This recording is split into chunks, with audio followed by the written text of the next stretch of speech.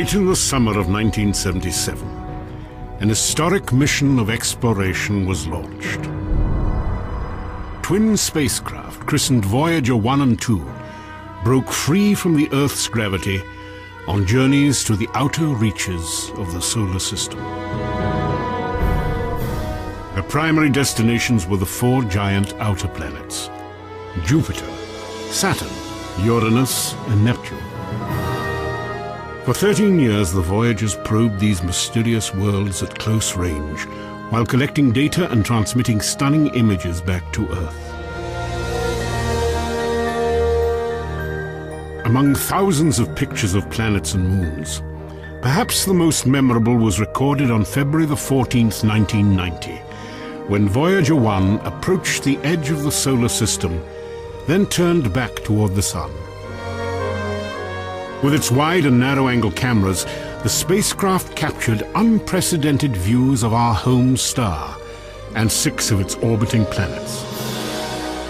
One of them appeared as a small pale dot, engulfed by a ray of sunlight. It was the Earth, from nearly 4 billion miles away.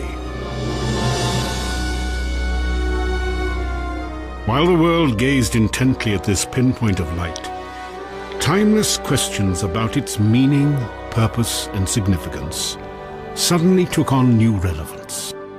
And once again, as in ages past, we paused to consider our planet's role within the grand scheme of the universe.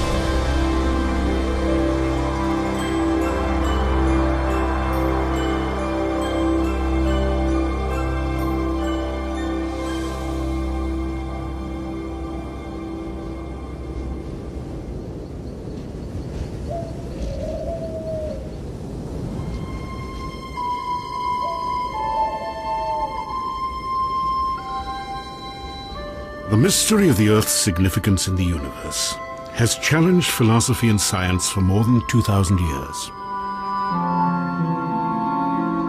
Early perceptions were shaped by the work of the Greek scholars Aristotle and Ptolemy. They taught that the Earth sat motionless in the center of the heavens while the moon, sun, and other stars and planets revolved around it. This geocentric view was the foundation of Western cosmology for 18 centuries.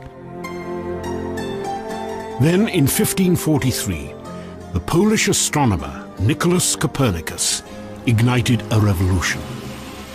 In his book on the revolutions of the heavenly spheres, Copernicus argued that the Earth was not stationary, but instead orbited with the other planets around the Sun. For the first time, a correct understanding of the mechanics and structure of the solar system was in sight. The idea of the moving Earth seemed to violate some fundamental principle, but Copernicus somehow had the mental power to imagine what even to him seemed absurd. So he thought the impossible. The Earth moves. And once you imagine the Earth moving instead of the Sun, the mathematics of that cosmic machine started to make sense. It was the key that unlocked one of the great mysteries of the universe. Copernicus had laid the cornerstone for modern astronomy. Yet, 400 years after his discovery, the empirical fact that our planet was not the center of the solar system had evolved into what is now known as the Copernican principle. The idea that the Earth occupies no preferred place in the universe. Copernicus had a theoretical way of explaining the apparent motion of the planets across the sky. That's all it was. It wasn't a theory that told us whether or not Earth was special, or whether we played some importance in the scheme of things, or whether every place in the universe was the same as every other place. Nevertheless, this reinterpretation of Copernicus became prominent in the 20th century. It's often called the principle of mediocrity. This principle says that our location and our status are mediocre, they're unexceptional. As a result, we should not assume that we are in any way privileged or that the universe was designed with us or beings like us in mind. The Copernican principle and the concept of the Earth's insignificance was popularized during the 1970s and 80s by the late astronomer Carl Sagan. In his best-selling book, Pale Blue Dot, Sagan wrote, "Because of the reflection of sunlight, the Earth seems to be sitting in a beam of light, as if there were some special significance to this small world. But it's just an accident of geometry and optics. Look again at that dot. That's here. That's home. That's us. Our posturings, our imagined self-importance, the delusion that we have some privileged position in the universe are challenged by this point of pale light. Our planet is a lonely speck in the great enveloping cosmic dark."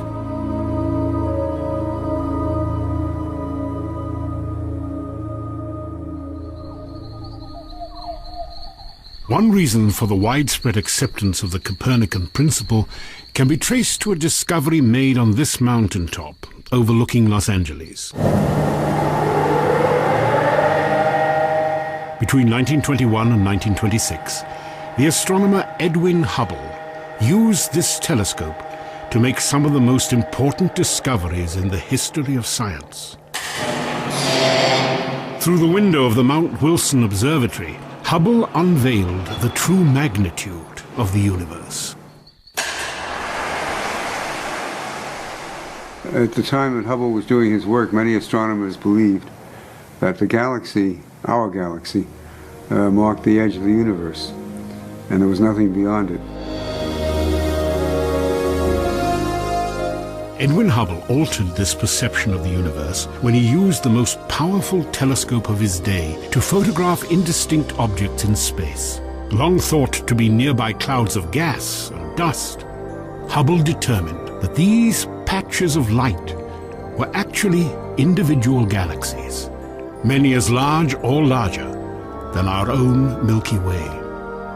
The implication in what he found was that the universe consists of, indeed, billions of galaxies, each with many billions of stars and planets. And it was a universe with a wealth of numbers and variety that transcended the imagination of both layman and astronomer. He, in effect, enlarged the boundaries of the universe.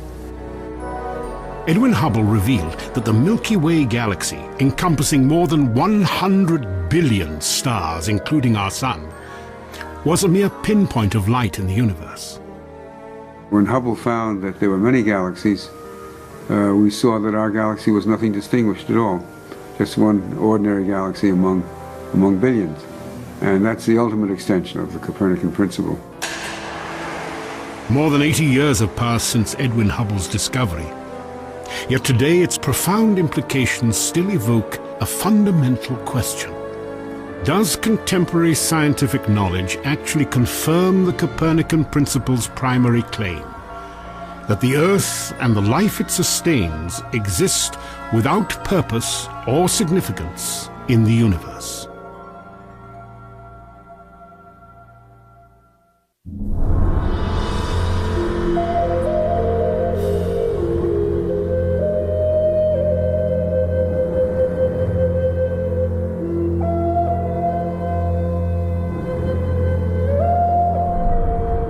An outgrowth of the Copernican principle is the belief that habitable planets and complex life are abundant throughout our galaxy and the rest of the cosmos. Perhaps no scientific endeavor has been influenced more deeply by this idea than the research program called SETI.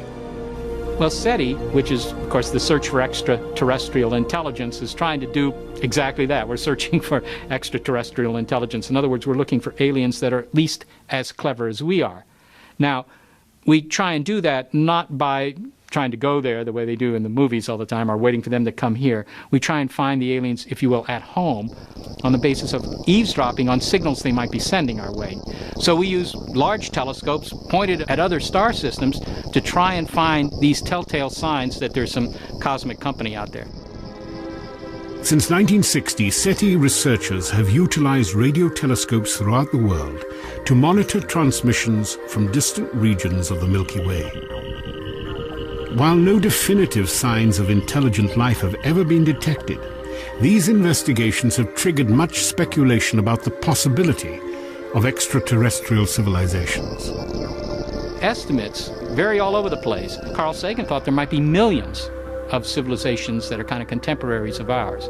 I can imagine that within the Milky Way galaxy, the number of contemporary intelligent civilizations, I think, is probably in the thousands, maybe hundreds of thousands. But the bottom line, actually, when people ask, well, why do you think that they're out there, is that the universe is extraordinarily rich, extraordinarily vast. The number of stars that we can see, it's on the order of 10,000 billion star systems. So unless there's something very, very special, miraculous, if you will, about our solar system, about our planet Earth, unless there's something extraordinarily unusual about it, then what happened here must have happened many times in the history of the universe. The assumption that habitable planets and extraterrestrial life are abundant has inspired not only the SETI program, but also the new science of astrobiology and the search for biological evidence of living organisms, past and present. Since 1995, this search has extended beyond our solar system, as astrobiologists have identified more than 100 planets orbiting nearby stars. Each of them is a gas giant, much like Jupiter. While few scientists believe that these alien worlds can sustain even simple life, their discoveries represent important steps toward answering a question that will shape astronomy in the 21st century. Are habitable planets rare or common in the universe? I'm an astrobiologist, and the area that I've done the most work in lately is the field of extrasolar planets.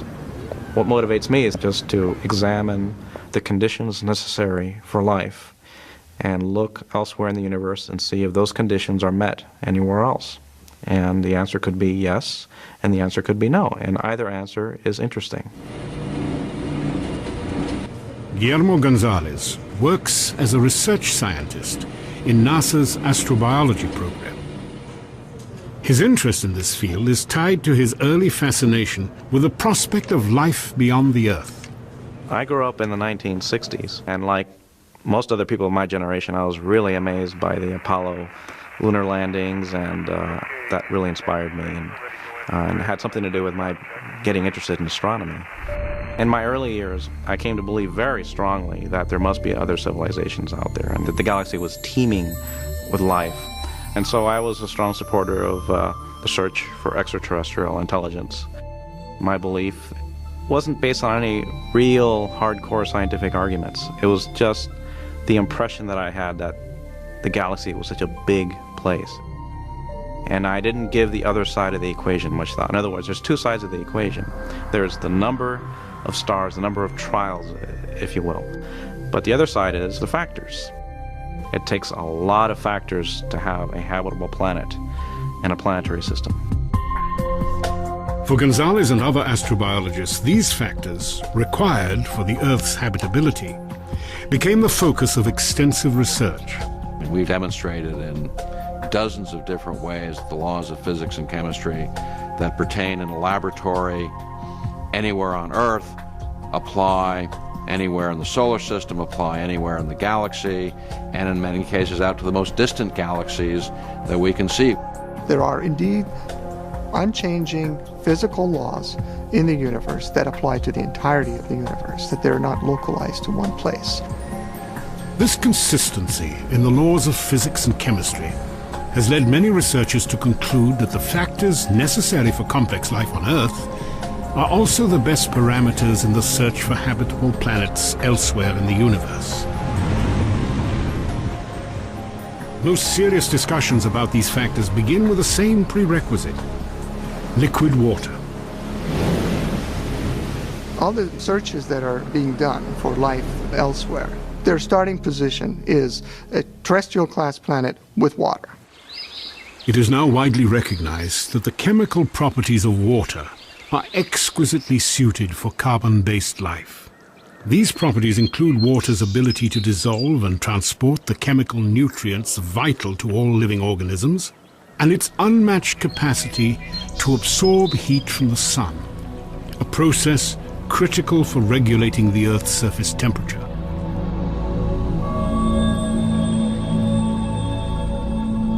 In liquid form, water is an extraordinary substance, and its existence hinges upon another factor essential to complex life: a planet's distance from its home star.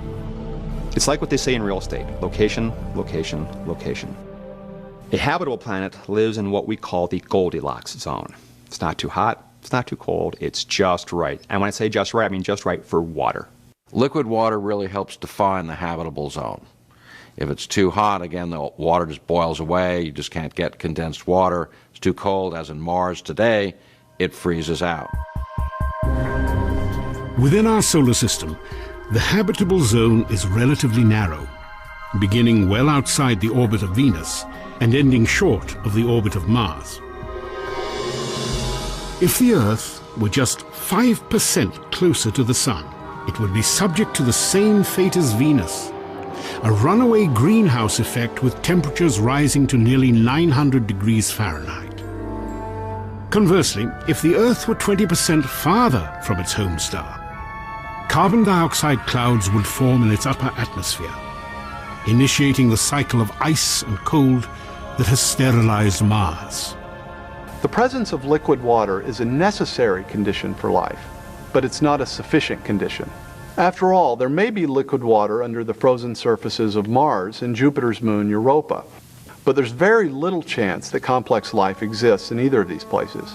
You see, contrary to what the Copernican principle might suggest, the recipe for life is much more complex than just add water. If a recipe for a planet capable of supporting complex life really did exist, then what ingredients beyond liquid water might be required? The list of necessary factors continues to grow. We live on this paper-thin crust. If the Earth's crust were significantly thicker, then plate tectonic recycling could not take place. The Earth's crust varies in thickness from about 4 to 30 miles. It consists of more than a dozen tectonic plates that are in constant motion. This dynamic geology regulates the planet's interior temperature, recycles carbon, mixes chemical elements essential to living organisms, and shapes the continents. Deep within the Earth's interior, the movement of liquid iron generates a protective magnetic field essential to complex life. If our planet was smaller, its magnetic field would be weaker, allowing the solar wind to strip away our atmosphere, slowly transforming the Earth into a dead, barren world much like Mars.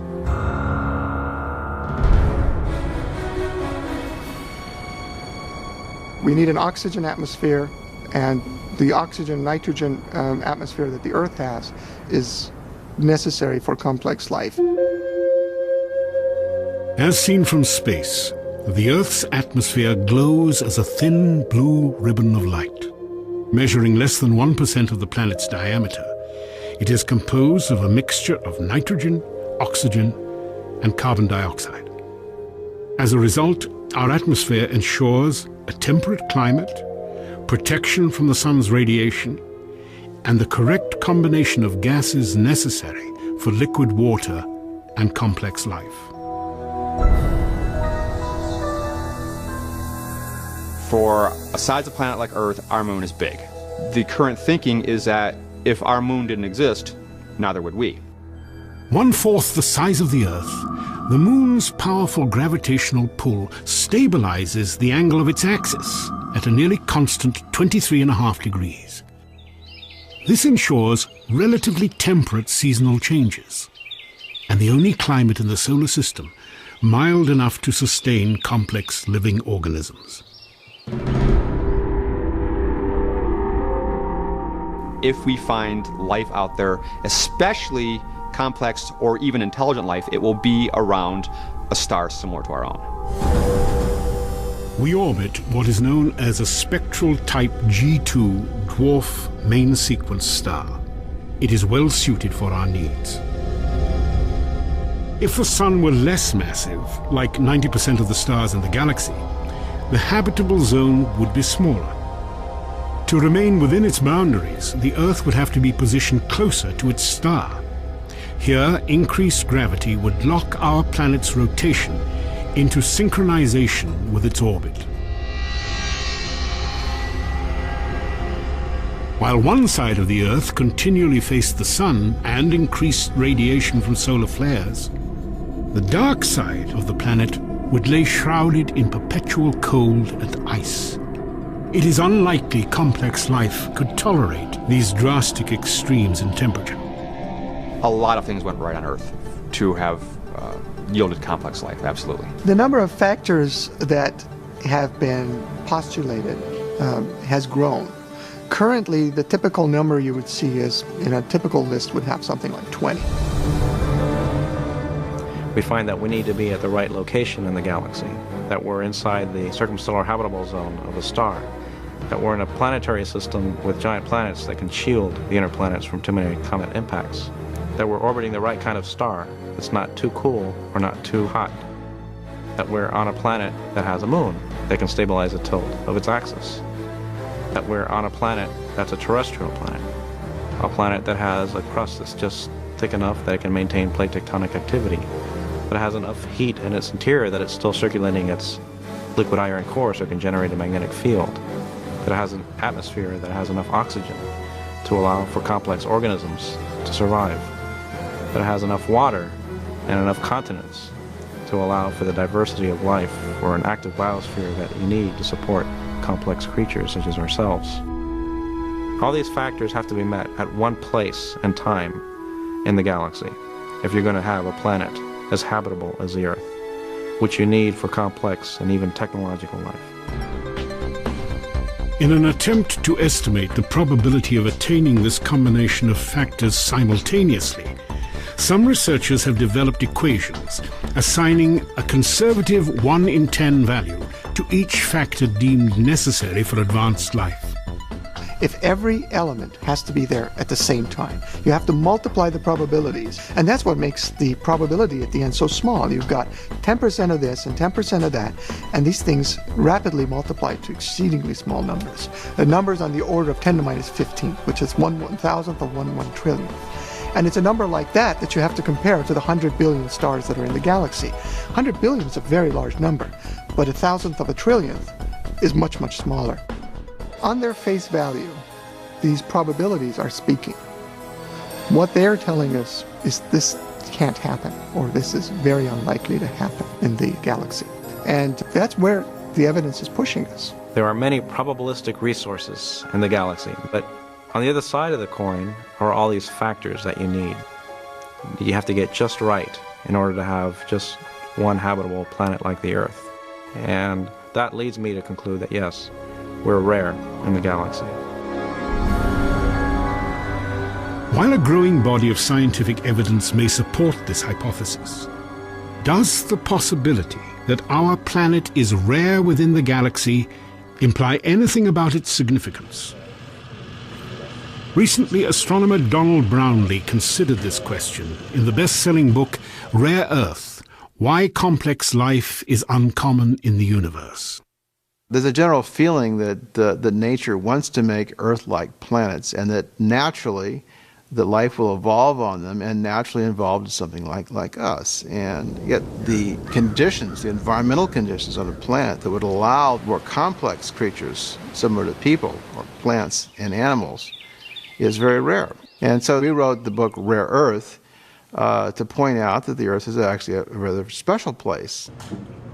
Brownlee contends that while relatively simple microbial life may thrive on planets throughout the universe, planets capable of sustaining complex life are exceedingly uncommon. Well, the entire universe is highly hostile to life. If you compare all the known places in the universe, none of them compare to Earth. We live in a very special environment that provides what we need, provides air, provides food, stable conditions, so that the Earth is almost like a giant organism where its systems are interacting in a way that allows animals to survive. But the real question is, why did this happen? Was it just a matter of luck or not? If you look at thousands of planets, only a small fraction of them, very small fraction, will be truly Earth-like. So if we are very rare, we did win the cosmic lottery. So we're a lucky planet. We're just in a very fortunate place.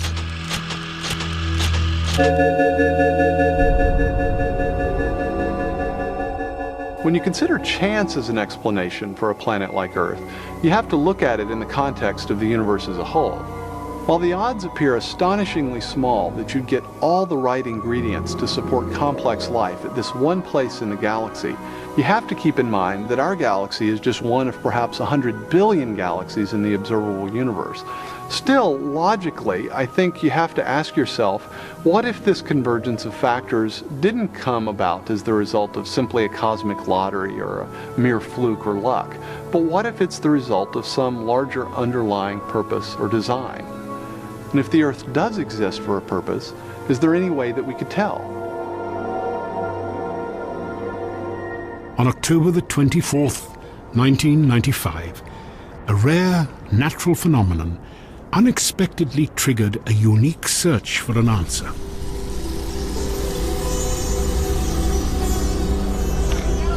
Oh, look at this sky!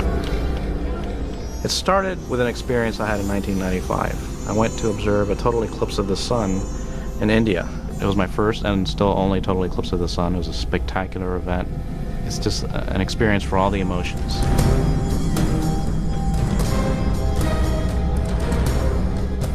Either astronomers who can understand the whole phenomenon and can predict it to within a second of time anywhere on the Earth, or a local native, are equally in awe and reacting in the same way to this incredible phenomenon.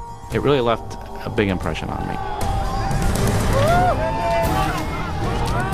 For 51 unforgettable seconds, Guillermo Gonzalez and thousands of others looked on in wonder at this rare astronomical event.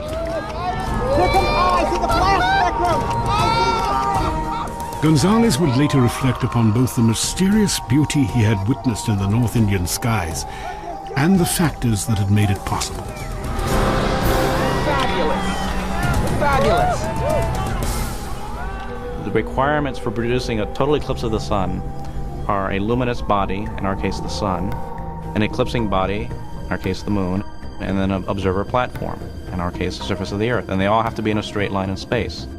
The apparent size of the moon in the sky has to be almost exactly the same as the apparent size of the sun in the sky. They're both about half a degree. The sun is 400 times bigger than the moon, but it's 400 times further away. So there's this coincidence people have noted for centuries, but they just said, oh, well, it's a coincidence, and shrug their shoulders. As Gonzalez examined this rare alignment of sun, moon, and earth, he recognized the importance of these celestial bodies to the existence of complex life on our planet. The gravitational pull exerted by our moon, for example, is strong enough to regulate the Earth's climate by stabilizing its tilt and helping to circulate the warm and cold waters of its oceans, while our planet's distance from the sun permits both liquid water and an oxygen-rich atmosphere. You have to have the right distance of the observer's home planet from its host star, and you have to have a large moon, and so there's this very strong overlap between the requirements for producing eclipses and the requirements for habitability, for having a planet that can support life. In 1999, Gonzalez described this relationship between our survival and our ability to observe solar eclipses in the journal Astronomy and Geophysics. His ideas intrigued philosopher Jay Richards. I've been focusing my research in cosmology, and in particular on applying probability theory to the fine-tuning of the laws of physics. I had a strong sense that this evidence pointed toward some sort of wider purpose to the universe. Then I read Gonzalez's work, and I had the same feeling that he did, that perfect solar eclipses were sort of the tip of the iceberg, the first instance of an entire class of evidence that provides a way for judging if the universe is the result of a fluke or some impersonal process or the result of purpose or design. In the summer of 1999, Gonzalez and Richards initiated a program of joint research. They began their study by considering a characteristic of solar eclipses little known outside the scientific community.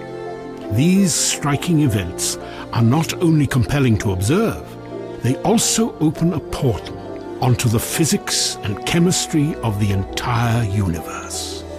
Really, you can think of eclipses as a giant natural experiment set up that allows us to observe a part of the sun that's critical towards understanding how its light is produced in its atmosphere. The fact that the Earth is going around the sun and the moon is around the Earth, and the sizes and the distances between the Earth and the moon and the sun are just so to give you a perfect solar eclipse is a wondrous thing, because it allows us to measure the constituents of the upper layers of the sun's atmosphere. During a solar eclipse, the moon fits so perfectly over the sun that it shields its blinding light, providing astronomers with a view of the star's atmosphere otherwise impossible to experience. At the moment of totality, the pinkish arc of the chromosphere, the atmosphere's innermost layer, becomes visible, and with it a rainbow-like band called the flash spectrum appears when the sun is viewed through a prism. The eclipse of 1870 led to an understanding of the structure of the sun's chromosphere and the discovery of helium, the second most abundant element in the universe. The spectrum is probably the single greatest source of information about a star. And it was during a couple of historic eclipses in the 19th century that astronomers figure out how the spectrum of the sun is produced. And they only were able to figure it out because of the particular circumstances during a total eclipse. These circumstances are both precise and crucial. If our moon was slightly larger, it would partially block our view of the chromosphere and diminish its spectral light. A smaller moon would allow too much light from the sun, destroying our view of the solar atmosphere and the flash spectrum. And so you have to have a nearly perfect match between the sun and the moon, so you don't hide the chromosphere. And that insight afforded by eclipses in the 19th century is what finally permitted astronomers to figure out how the spectra of distant stars are produced. Really, that opened up stellar astrophysics and allowed us to understand how other stars work, because distant stars, after all, are other suns.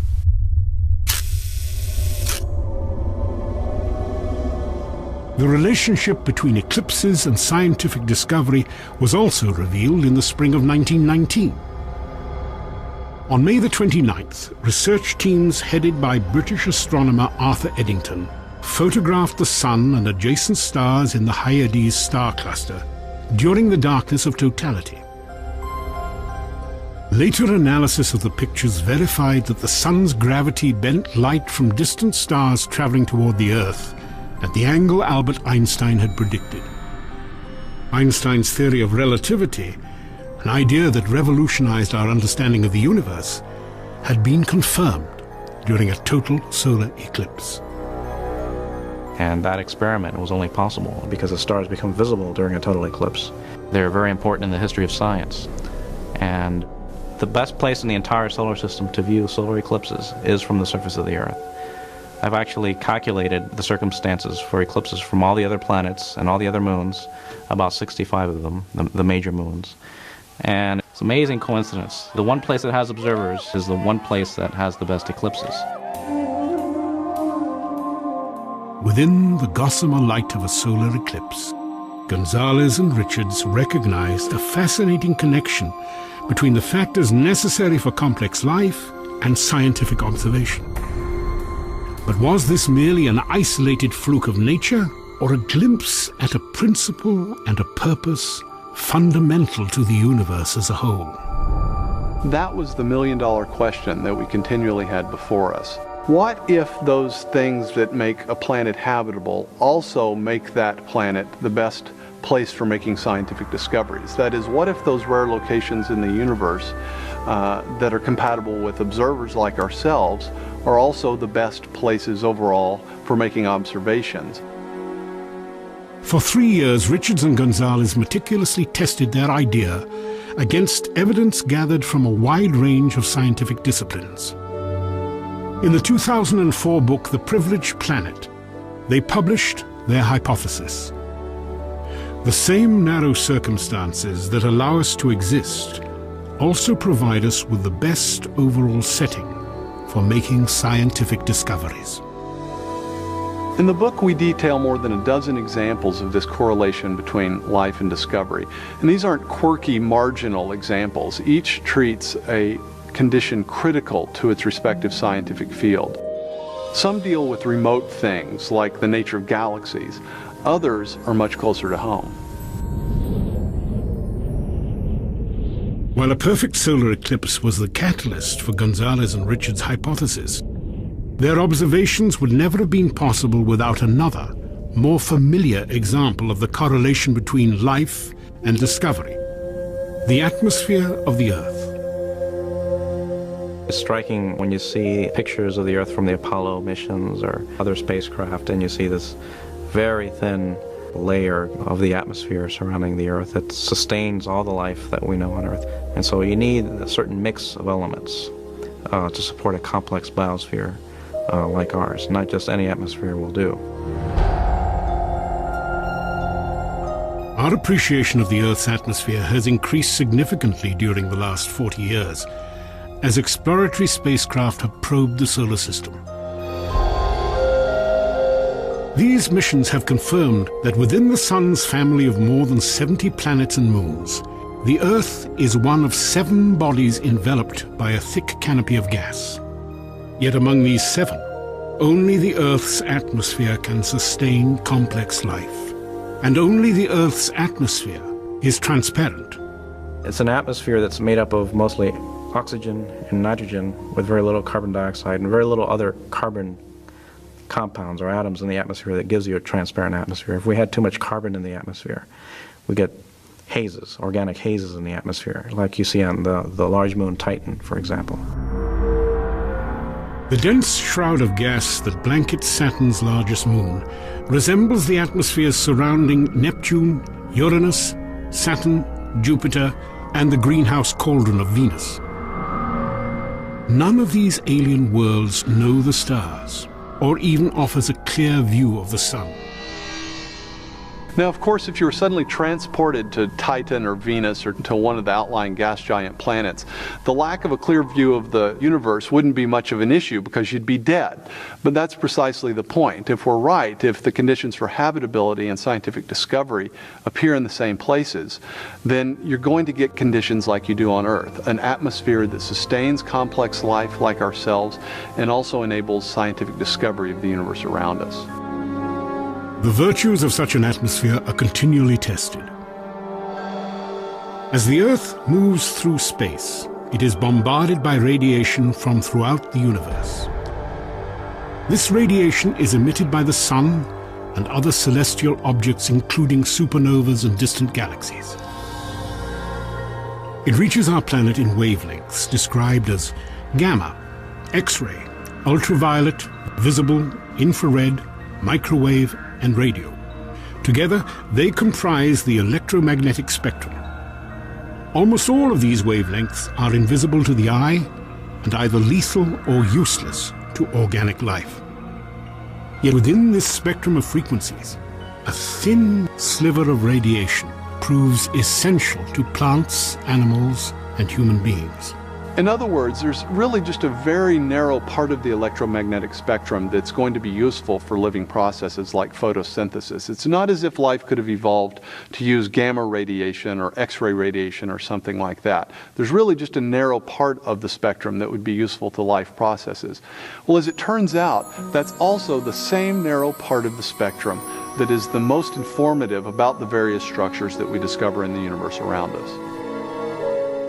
These specific frequencies that enable plants to manufacture food and astronomers to observe the cosmos represent less than 1/1,000,000,000 of a trillionth of the universe's range of natural electromagnetic emissions. Fortunately, it is the type of light our sun produces in abundance, and that most easily penetrates the filtering shield of our atmosphere to reach the surface of the Earth. It's a remarkable coincidence that the kind of atmosphere that's needed for complex life like ourselves does not preclude that life from observing the distant universe. It's a surprise. It's something that you wouldn't expect just chance to produce. Why would the universe be such that those places that are most habitable also offer the best opportunity for scientific discovery?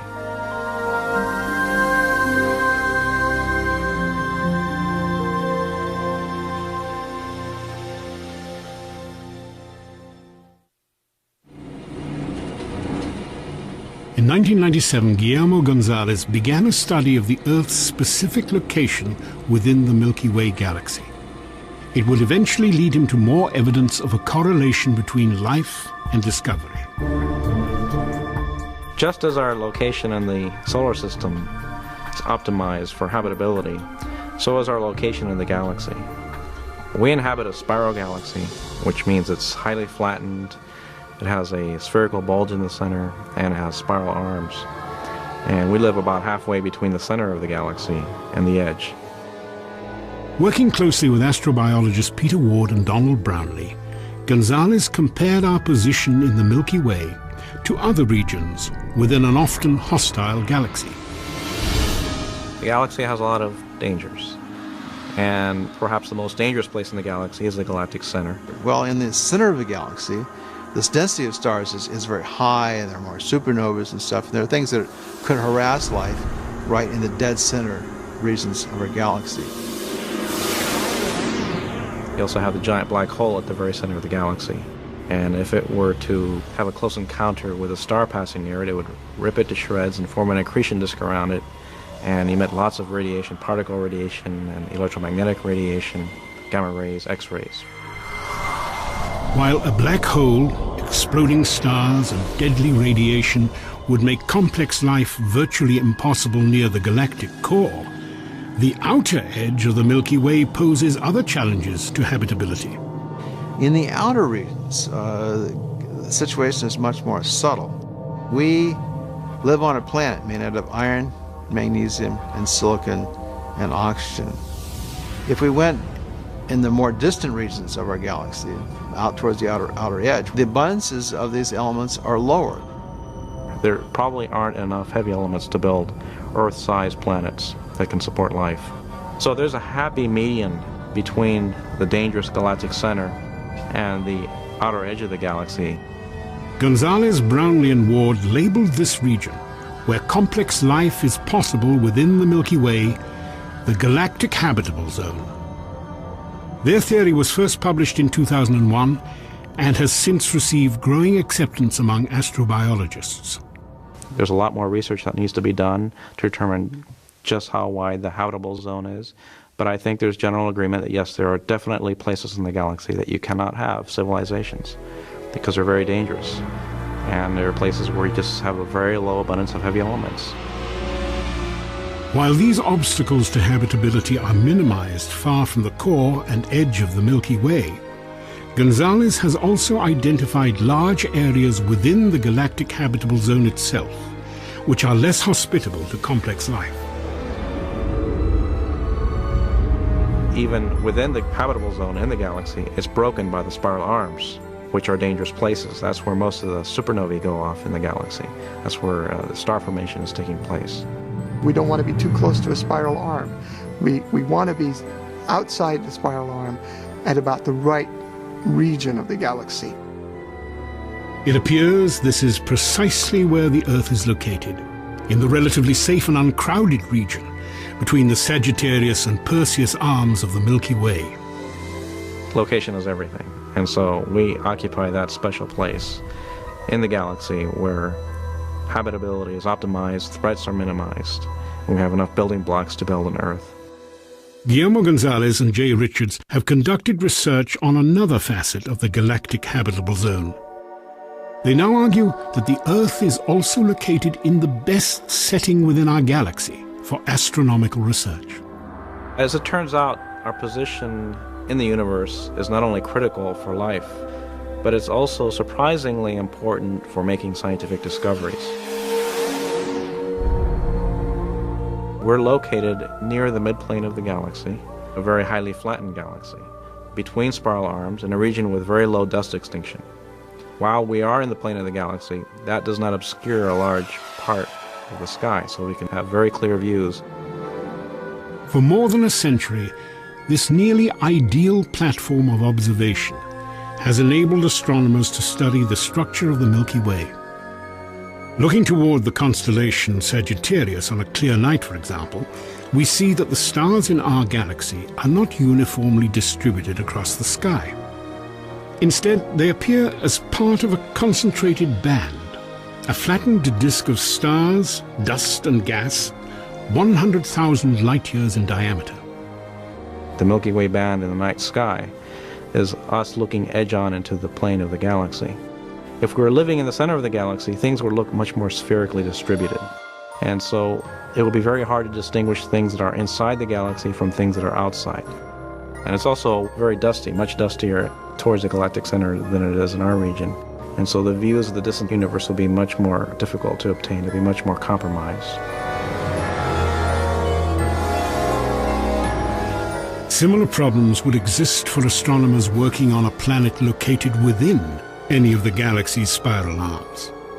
Here, denser concentrations of dust clouds and gas illuminated by stars would make it difficult to determine the shape of the Milky Way, or to distinguish the stars in our galaxy from the rest of the universe. On the surface of the Earth, we're really in the optimum position for seeing both the nearby structure of the Milky Way galaxy as well as seeing the distant cosmos as a whole. So once again we see that the best location for habitability and for producing a habitable planet is also the best overall position for scientific discovery, in this case at the galactic scale.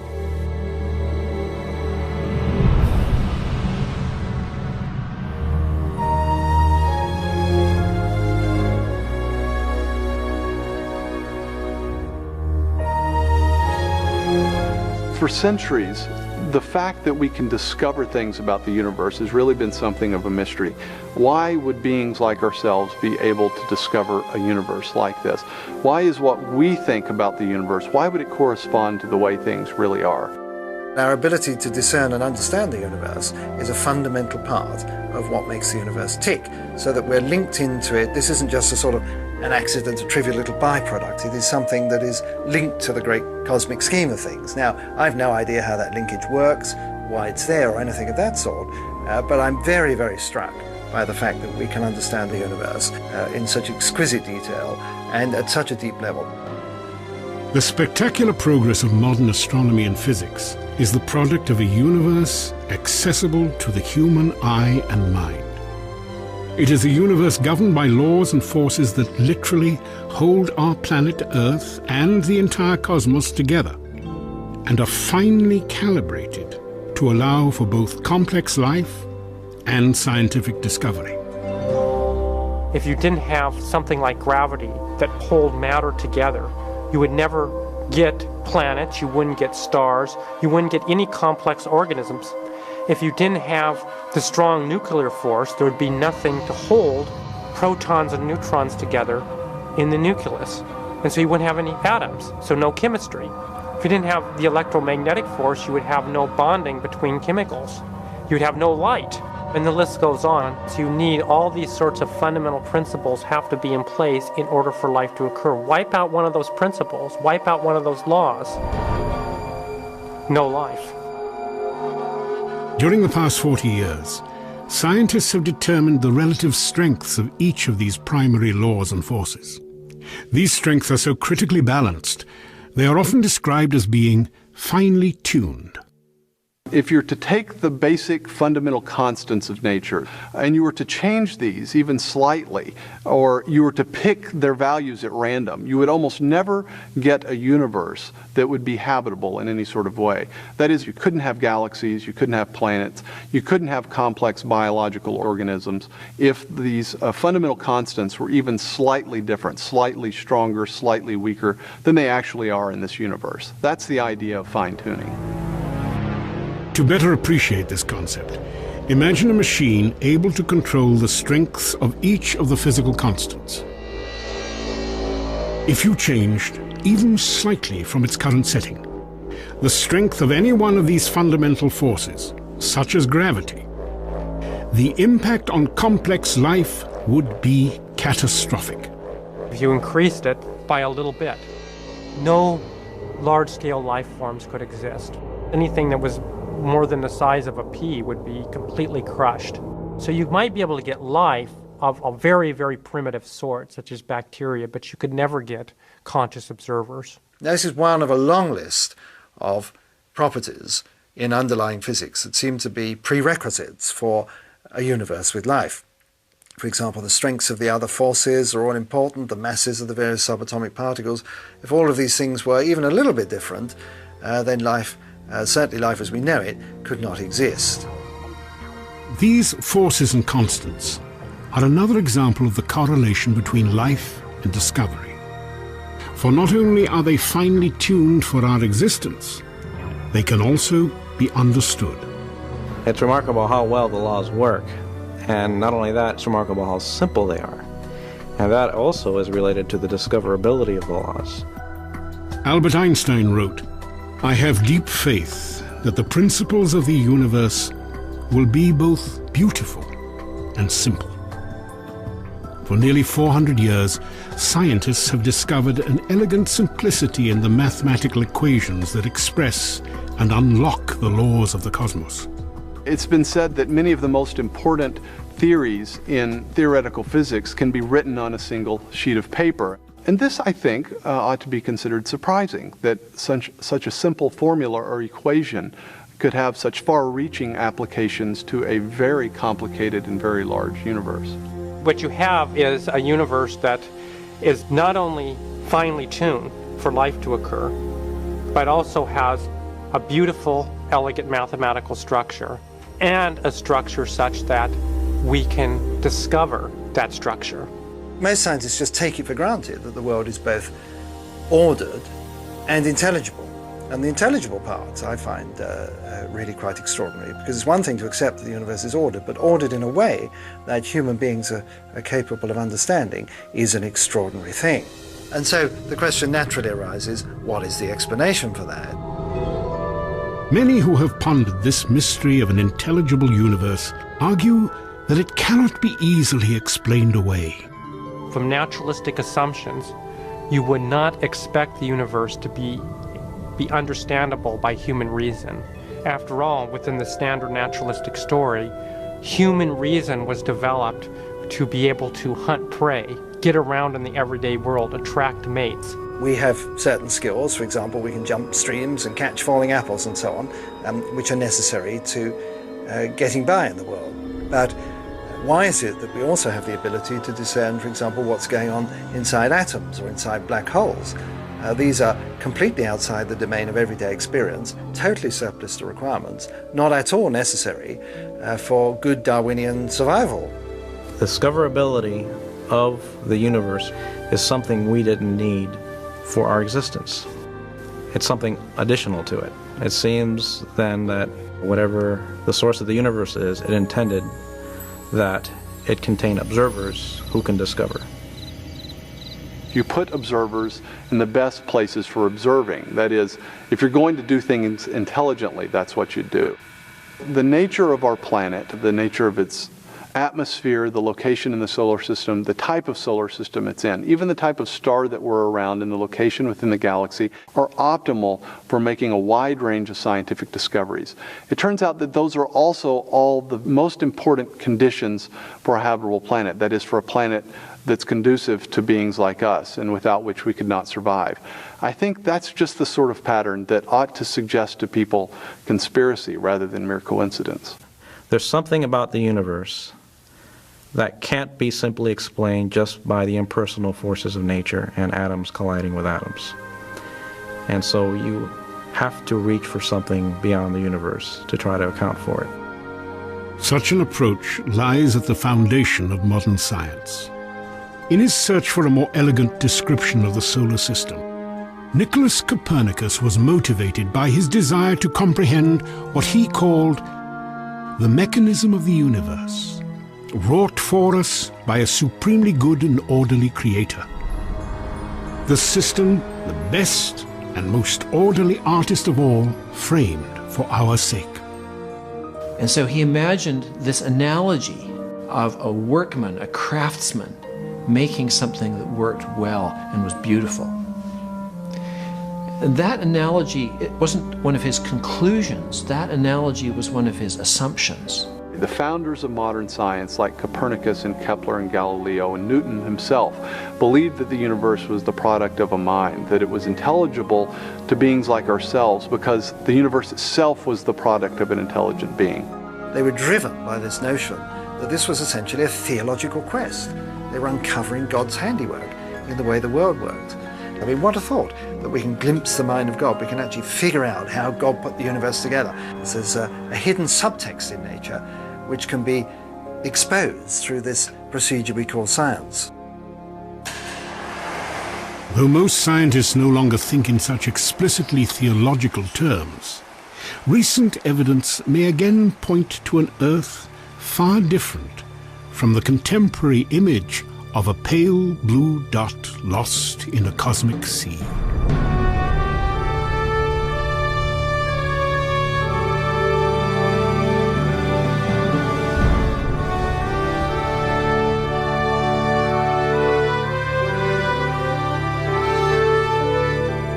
We've often been told, especially in the 20th century, that the universe does not have us in mind. That is, that we exist in a very large universe and that the universe was not designed for beings like us. We are simply life that happened to come about on a tiny little planet surrounding a tiny insignificant star in a run-of-the-mill galaxy within a very large universe that was not intended. Our argument suggests something completely different. It suggests that the universe was intended, that the universe exists for a purpose, and that purpose isn't simply for beings like ourselves to exist, but for us to extend ourselves beyond our small and parochial home, to view the universe at large, to discover the universe, and in fact, perhaps, to consider whether that universe points beyond itself. As we gaze ever deeper into the universe, we are inevitably drawn back to timeless questions. What is the source of the cosmos? And what is our purpose within it? While answers will always be debated, valuable new insights are now at hand, emerging from a corner of the universe where complex life and scientific discovery have converged on an extraordinary planet called Earth.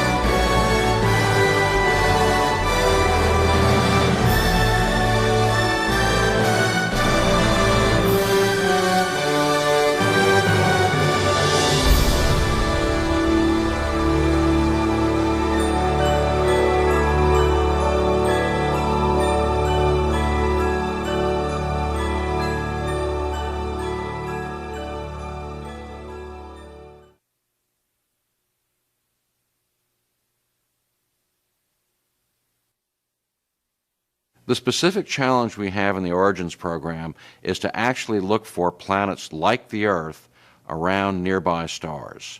The nearest 50 to 150, maybe a few hundred stars. We want to be able to look at those stars with a mission we call the Terrestrial Planet Finder, block out the light of the parent star, and see if we can see the light of individual planets orbiting those stars. From that information, see in fact if those planets could be habitable or in fact are inhabited by at least some primitive life forms that could have affected the atmospheres of those planets. You certainly want to understand how many rocky-sized planets the size of the Earth, give or take a factor of 2, there might be. So that's number one. Of those, how many have atmospheres at all? And our expectation is above a certain size, most rocky bodies will be able to retain an atmosphere because we know there's a lot of volatile material, water and all the things that accompany that are available. So we ought to expect to see atmospheres, but that's the next thing we want to look at. Then finally, what is the composition of such an atmosphere?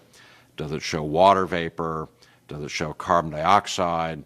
Do we see either oxygen or ozone, which are really signposts of non-equilibrium chemistry that's probably driven by some kind of photosynthesis? If we find an Earth-sized planet in roughly what we call the habitable zone, you can call it the Goldilocks zone. It's not too hot, it's not too close to its parent star, it's not too cold, it's not too far away from its parent star, and that region is roughly bounded by the orbit of Venus or the orbit of Mars in our own solar system. If we found a habitable, a terrestrial planet, our planet our size, in roughly that region, there'd be a good prospect that, depending on how other variables played out, that would be a habitable planet. Is life an imperative from the laws of physics and chemistry, or is it a very rare fluke thing? Again, we don't know. Theoreticians will say, yeah, life should be everywhere. If you give water, elements, and energy, life should just happen. Might be that way. Might be there's some little magic ingredient we don't know about. But we'll try and make that susceptible to an observational program over the next 10 to 20 years. 10 years from now, we'll know what stellar systems nearby have planets at the level of a few Earth masses from the SIM mission. We'll know the average number of Earth-like planets around stars like our Sun in general from the Kepler mission, and we may be getting the very first observations from Terrestrial Planet Finder itself, asking the question, where are the actual Earth-like systems? Do they have atmospheres? What's in those atmospheres? And does the content of any of those atmospheres suggest the presence of life? Oh, I think this is the most exciting scientific question that we can address in the 21st century in terms of astronomy, at least. Cosmology was really the study of where did we come from. We've been studying that really for almost 100 years now, modern cosmology. And we're now simply starting a new investigation of understanding the formation of planets and the search for life, and I think it's a 100-year quest, and we're just at the outset of it, and that makes it a very exciting time to be involved. I think what is very much driving people's interest is this whole question is, are we the only place in which a creation of life and intelligence and self-awareness has ever taken place? And we will find out if it's happened only once or another time only 3 light years away, or whether the closest other life is on the other side of the galaxy or wherever. I think there's a British biologist, I believe it was Haldane, who said, either we're alone or we're not. Either way, the implications are staggering.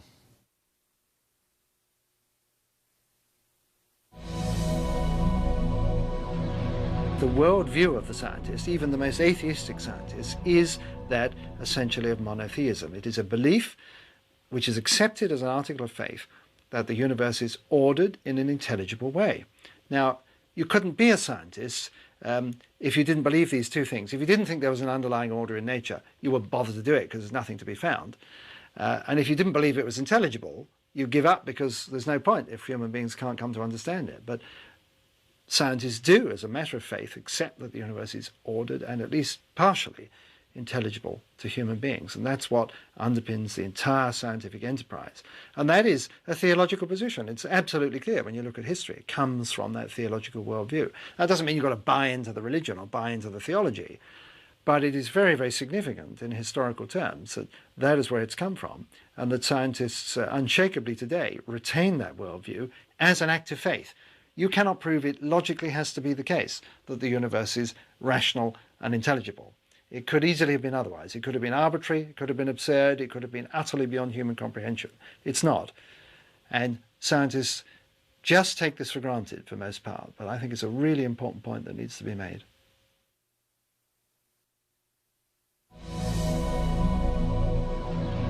The great Copernican cliché, and you'll find this in many high school science texts, you'll find it in Stephen Hawking, you'll find it everywhere, is that Copernicus dethroned humankind. He dethroned Earth from its special place at the center of the universe.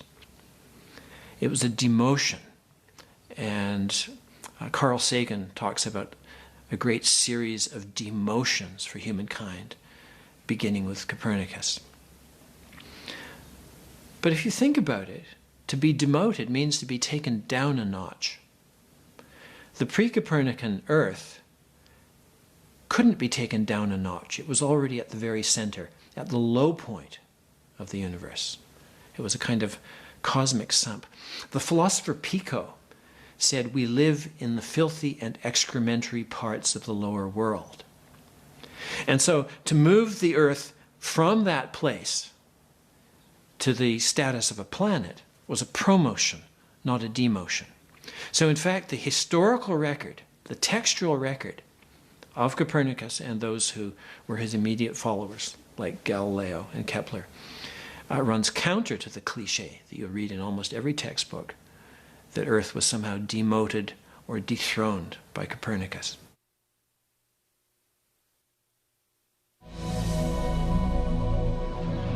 Well, let me be very plain. I don't like the term Copernican principle because Copernicus isn't responsible for it. It's an actual misinterpretation of what Copernicus taught. Copernicus, in spite of what some historians of science tell you, really believed that the creation, in some profound and meaningful sense, was for us. Propter nos is the term he uses in Latin. Now, he also believed that God was wise enough and powerful enough that he could serve 3 or 4 or more purposes with any given creation. So to say that the creation was for us never meant for Copernicus that it was merely for us. But we human beings, as far as Copernicus was concerned, were included in that overall plan.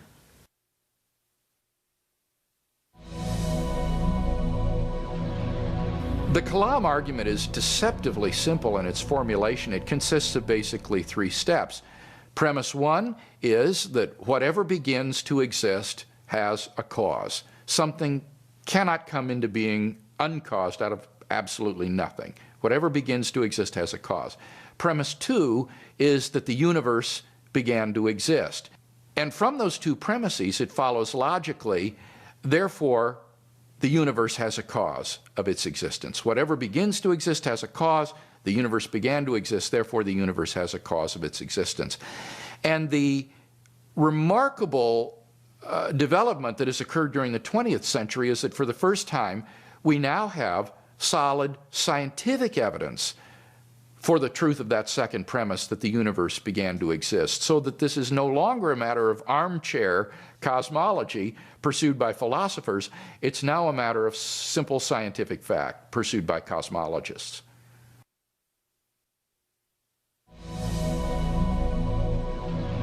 If you reverse the motions, the outward motions of the galaxies, and go backward in time, they come closer and closer together. And you reach a point finally where they're nearly infinite in density and temperature. And farther than that you can't go. So there is a beginning. There is a point in time from which it all started. And that's a remarkable thing because it has a very strong theological flavor to it. And that intrigued me because I am a and agnostic. And if there was a beginning, a moment of creation in the universe, then there was a creator. And a creator is not compatible with agnosticism. And I found that message so interesting that I felt a strong compulsion to share it with others. And so that's why I wrote that book.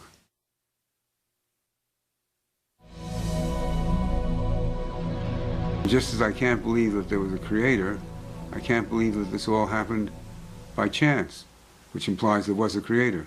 So you see, I'm in a completely hopeless bind, and I've stayed there. Again, I find it hard to believe that this is all a matter of atoms and molecules. And so I try to fit into my concept of the world the conclusion that there is a larger force of some kind, which we can call God, or you can call it whatever. But I can't accept that. I'm what's called a materialist in philosophy. I believe that doesn't mean I like Cadillacs and big cars. My students always used to think that. It means that I believe the world consists entirely of material substances. And when you specify those substances, the atoms and molecules, and the laws by which they interact, you've done it all. There isn't anything more to be said or inserted into your model of the universe. And that's what my science tells me, and I've been a scientist all my life. But I find it unsatisfactory. In fact, it makes me uneasy.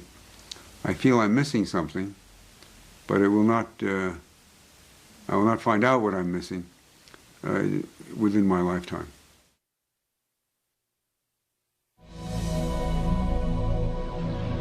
The fine-tuning concerns two features of the observable universe. First, as you give the laws of nature mathematical expression, there appear in these equations certain constants, like the gravitational constant.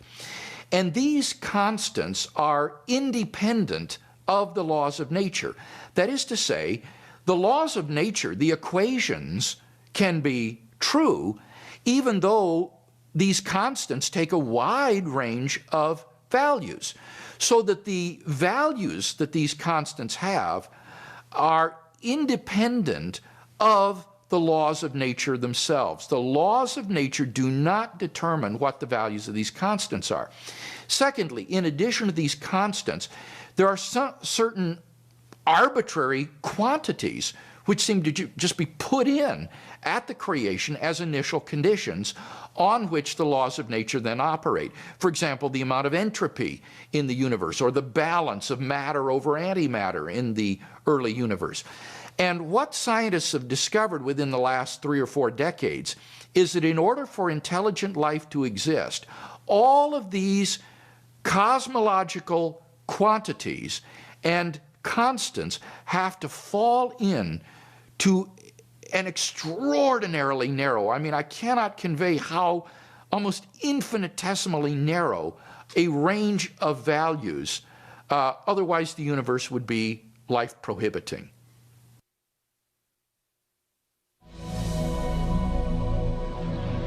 And if you deny the hypothesis of cosmic design, you're basically left with two alternatives. Either that this fine-tuning is the result of physical necessity, that is to say, there's some unknown theory that will explain why these constants and quantities had to have the values they do, or else you've got to say that this just occurred by chance alone. It is the result of sheer accident.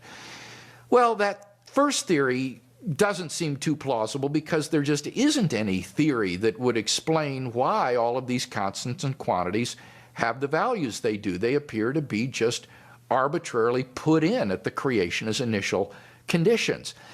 With respect to the second alternative, chance, again, most theorists recognize that the odds against the universe being life-permitting are just so fantastic that chance simply cannot be faced unless you say that our universe does not represent the only roll of the dice.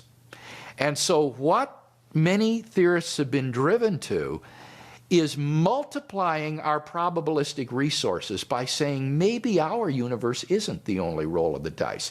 Maybe there are out there parallel, unseen, undetectable universes, and that our universe is just one in this cosmic crapshoot in which there is an infinite number of other worlds in which the cosmic constants and quantities vary randomly, and so by chance alone, somewhere in this infinite ensemble of universes, our universe would appear by chance alone, and here we are, the lucky beneficiaries and recipients of this chance hypothesis.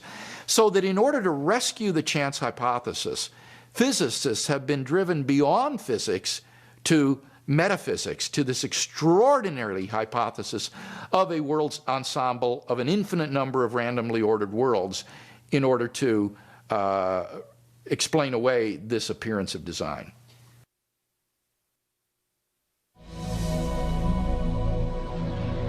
The multiple universes idea scientifically is very problematic because we could never test it. Other universes could never be observed, so they'd always be on a theoretical basis. So it'll be untestable, and it's a kind of metaphysical argument. So it's actually a metaphysical response to something that we see in our universe, namely the fine-tuning of the constants of nature.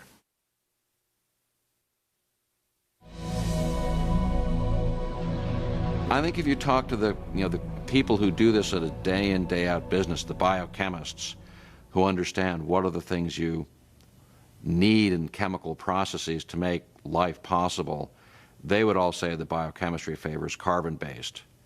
Carbon-based life is really extremely likely to be the chemistry of life elsewhere, simply because the carbon atom has a specific bond structure, the carbon bond, which lends itself to very complicated, intricate structures, rings, long chains, all the things that make up organic chemistry on Earth is not replicated using any other element as a substitute. People talk about silicon life. Very unlikely to happen, unless maybe carbon life built computers and then the computers took over. But in terms of just springing up, the chemistry of carbon is simply unique.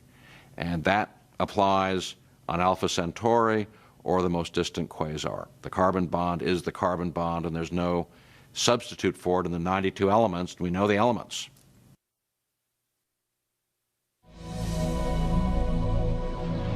Sometimes people will object that we have what's called a sample size of one. In other words, usually when you're developing an argument, you want to be able to compare the thing you know with some other things that you know about. In our case, of course, so far as we know, there's one habitable planet in the universe, at least only one that we know about. So the question would be, how with a single example like this can you make such a wide-ranging claim about the universe as a whole?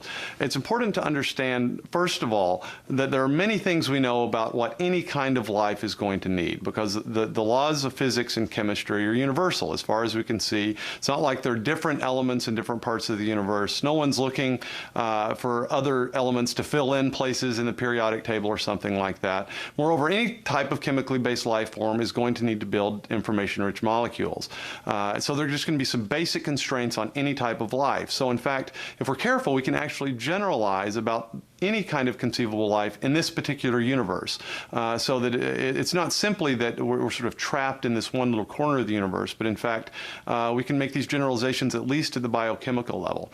Secondly, while we do in a sense have a sample size of one, we can do a whole lot of comparing about different places in the universe. We have a pretty good idea, for instance, of what solar eclipses are going to look like someplace else on another planet. We have a pretty good idea of what sorts of things you could see and measure in the center of the galaxy or in other types of galaxies, the sorts of things you could learn and have difficulty learning around different types of stars. Our argument isn't simply that all these types of scientific discovery would be impossible everywhere else. It's comparative.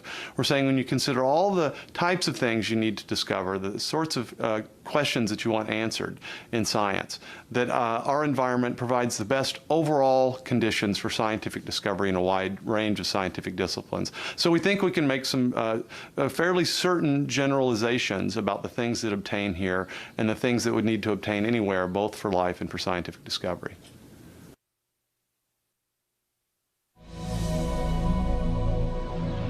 We claim that our position in the universe is optimal for making scientific discovery.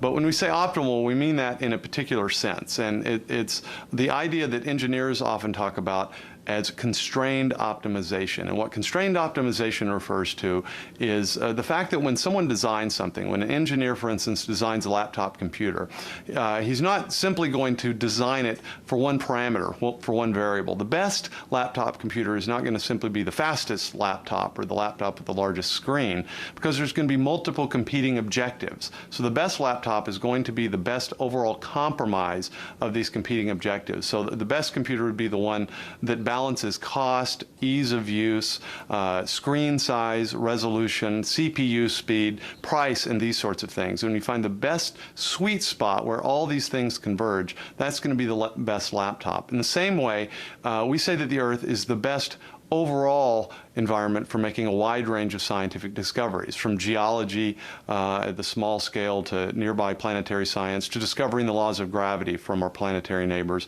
to doing galactic astronomy and nearby stellar astronomy. So when you add up all these different domains of the natural world that you need to discover things about and to be able to probe, and you consider all these things, habitable environments are a sweet spot where all these different competing conditions for scientific discovery are met, and that makes habitable environments the best overall places for scientific discovery in the universe.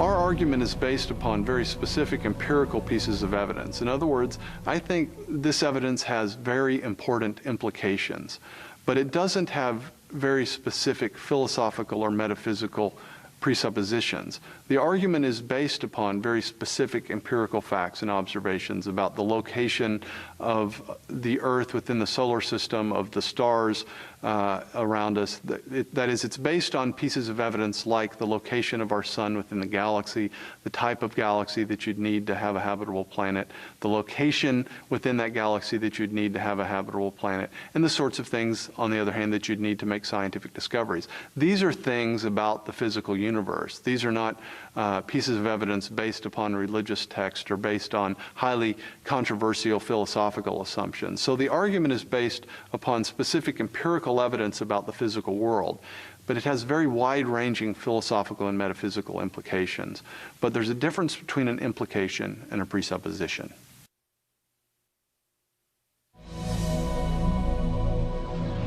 It will be a good test of our proposal if in the coming years, the coming decades, the case becomes stronger or weaker. As we learn more about the requirements for habitability in the universe, about what kind of conditions you need to make various scientific measurements, if our argument is correct, that there really is this correlation between habitability and measurability, then our case will become stronger as our resolution, our knowledge in science increases.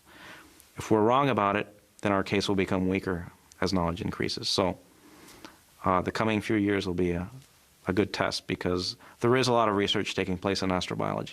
So there's no question new data will be coming in, and there will be the opportunity to see if our hypothesis passes the new tests or not. I'm confident that it will.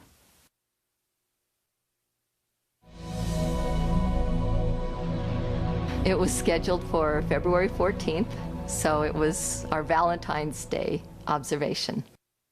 By that point in time, Voyager was so far away that when it turned back to look at home, home was just a tiny little dot in the sky.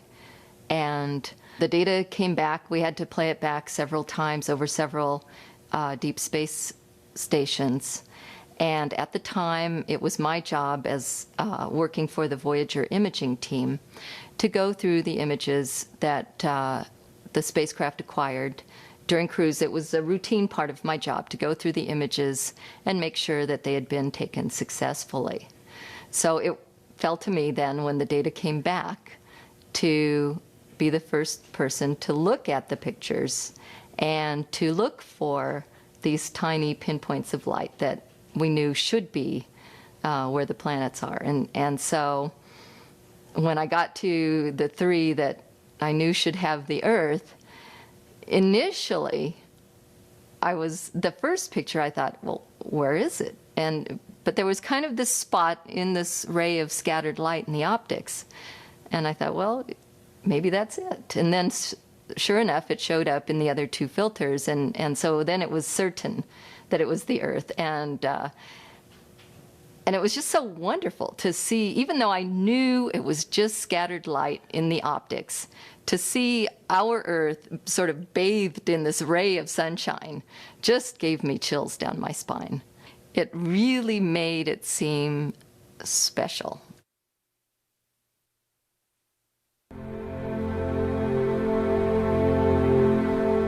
Between 1921 and 1929, Mount Wilson Observatory was the site of some of the most important discoveries in the history of astronomy. Here, more than a mile above Los Angeles, Edwin Hubble used this telescope to revolutionize scientific understanding of the structure, size, and origin of the universe. Working tirelessly from his wicker chair, Hubble determined that our Milky Way galaxy, thought by many astronomers to constitute the entire universe, was actually just one of countless billions of galaxies in a vast cosmic sea. Hubble also demonstrated that these galaxies were receding from each other, a fact that strongly implied the universe had a definite beginning. For a better perspective of the cosmos Edwin Hubble unveiled, let us embark on an imaginary journey from the top of Mount Wilson to the farthest reaches of the known universe. Traveling at the speed of light, 186,000 miles per second, how long would this journey take? Albert Einstein demonstrated that time would be dramatically altered for anyone traveling at such a speed. But for the sake of simplicity, we'll set aside this effect by measuring time with earthbound clocks. We depart Mount Wilson on January 1st.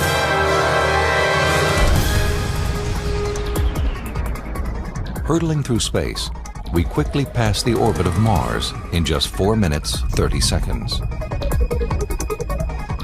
We continue on, past Jupiter and the other gas giant planets, Saturn, Uranus, and Neptune. And 5 hours and 30 minutes after leaving the Earth, we fly past Pluto and its companion moon. Our journey has taken us more than 3.5 billion miles to the outer limits of our solar system. And back at Mount Wilson, it's still January 1st. We now take our first steps into interstellar space. Behind us, our neighboring planets and the Sun quickly disappear from view. The void of space is broken only by the glimmer of stars so distant they do not yet appear to move, even though we continue to travel at the speed of light. A year passes, then 2 years, 3, 4 years.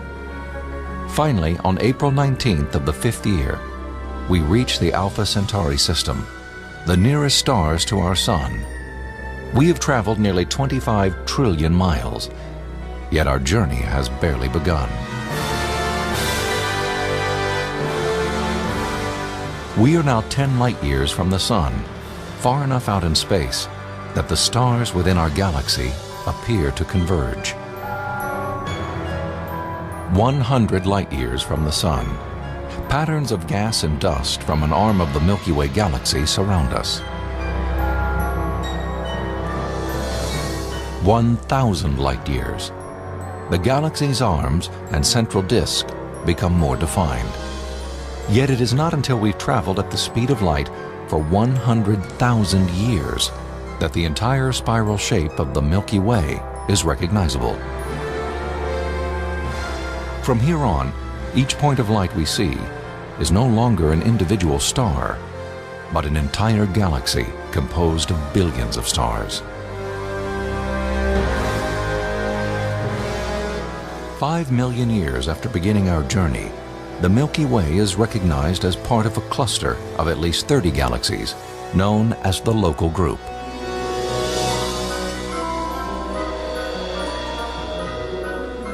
Bound together by gravity, the galaxies that comprise the Local Group span a region of space more than 3 million light-years across.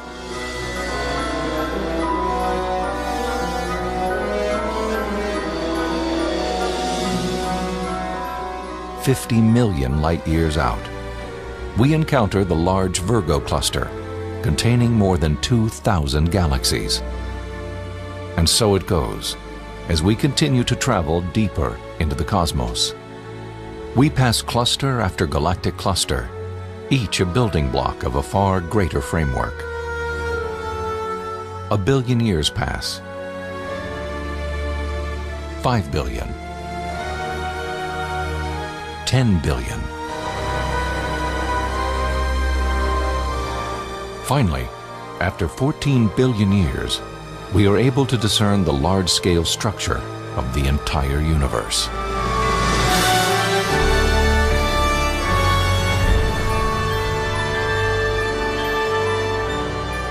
At least 100 billion galaxies stretch in thread-like chains across the cosmos, forming a tapestry of unimaginable dimensions.